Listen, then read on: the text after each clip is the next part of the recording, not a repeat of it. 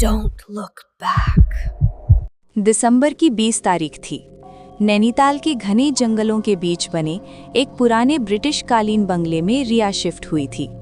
रिया एक लेखिका थी और अपनी नई हॉरर नॉवेल को पूरा करने के लिए शहर के शोर शराबे से दूर शांति चाहती थी।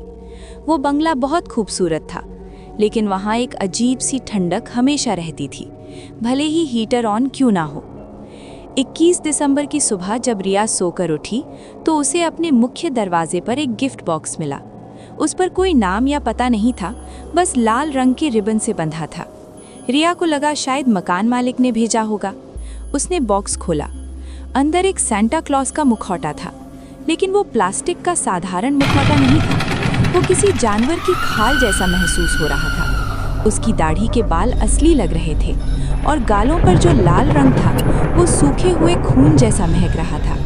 मुखौटे के अंदर एक पर्ची थी जिस पर लिखा था, चेहरे झूठ बोलते हैं लेकिन मुखौटे सच दिखाते हैं। रिया को अजीब लगा, लेकिन उसने इसे किसी की भद्दी मजाक समझा और मुखौटे को स्टोर रूम में फेंक दिया।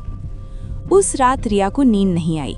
जब भी उसकी आंख लगती उसे लगता कि स्टोर रूम से किसी की खुरचने की आवाज़ आ रही है। रात के 3 बजे उसे एक सपना आया। सपने में उसने देखा कि वो उसी सेंटा वाले मुखौटे को पहने हुए है, लेकिन वो मुखौटा उसके चेहरे से चिपक गया है और उतर नहीं रहा। वो सांस नहीं ले पा रही थी। तभी आईने में उसे अपने पीछे एक लंबी काली परछाई दिखी, जो धीरे धीरे उसके कान में फुसफुसाई, सेंटा आ रहा है। रिया झटके से उठ गई। उसका पूरा शरीर पसीने से भीगा था। डर लग रहा है ना?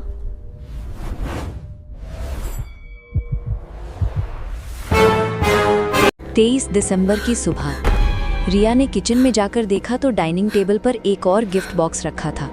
रिया के रोंगटे खड़े हो गए, क्योंकि उसने रात को सारे दरवाजे और खिड़कियां खुद लॉक की थी। कांपते हाथों से उसने बॉक्स खोला। अंदर एक प्लेट थी जिसमें कुछ क्रिसमस कुकीज़ थे, लेकिन वो कुकीज़ आधे खाए हुए थे। और साथ में एक कांच का जार था जिसमें दूध नहीं बल्कि गाढ़ा लाल रंग का तरल यानी लिक्विड था। जार के साथ एक नोट था, तुम्हारे हाथों का स्वाद मुझे आज भी याद है। ये पढ़ते ही रिया को चक्कर आ गया। 5 साल पहले रिया एक शेफ थी। क्रिसमस की रात उसके रेस्टोरेंट में आग लग गई थी, जिसमें उसका असिस्टेंट माधव जलकर मर गया था। पुलिस ने इसे हादसा माना था, लेकिन रिया जानती थी कि वो आग उसकी गलती से लगी थी और वो डर के मारे माधव को अंदर ही छोड़कर भाग गई थी। माधव रिया से एक तरफा प्यार करता था और हमेशा कहता था कि तुम्हारे हाथ का खाना दुनिया में सबसे बेस्ट है। रिया ने पुलिस को कॉल करने की कोशिश की, लेकिन लैंडलाइन डेड था और मोबाइल में नेटवर्क नहीं आ रहे थे। बाहर भारी बर्फबारी हो रही थी, जिससे रास्ते बंद हो चुके थे। वो घर में कैद हो गई थी। शाम होते होते घर की लाइट जाने लगी। रिया ने मोमबत्तियां जलाई। तभी उसे सीढ़ियों पर भारी जूतों की आवाज़ सुनाई दी। धप धप धप। आवाज़ धीरे धीरे ऊपर उसके कमरे की तरफ आ रही थी। रिया ने जल्दी से अपने कमरे का दरवाज़ा लॉक किया और बिस्तर के नीचे छिप गई। दरवाजे के बाहर किसी ने नॉक किया। ठक ठक ठक। फिर एक जानी पहचानी लेकिन जली हुई भारी आवाज़ आई। रिया, गिफ्ट नहीं लोगी? अगली सुबह यानी 24 दिसंबर सब कुछ शांत था। रिया ने हिम्मत करके दरवाज़ा खोला। बाहर कोई नहीं था, लेकिन दरवाजे के हैंडल पर एक लाल मोजा स्टॉकिंग लटका हुआ था। रिया ने उसे उल्टा किया तो उसमें से कोयले के साथ साथ 3 इंसानी उंगलियां नीचे गिरी। वो उंगलियां पूरी तरह जली हुई थीं, काली और सिकड़ी हुई। दीवार पर कोयले से लिखा था, तीसरा गिफ्ट आज रात ठीक 12 बजे। रिया समझ गई कि माधव वापस आ गया है। वो पागल हो रही थी। उसने घर से भागने की कोशिश की, लेकिन उसकी कार स्टार्ट नहीं हुई। कार के शीशे पर खून से लिखा था, नो एस्केप, यानी कोई बच नहीं सकता। रात के 11:55 हो चुके थे। रिया अपने लिविंग रूम में हाथ में एक लोहे की रॉड लेकर बैठी थी। वो हर आहट पर चौंक रही थी। ठीक 12 बजे चिमनी से अचानक बहुत सारा धुआं निकलने लगा।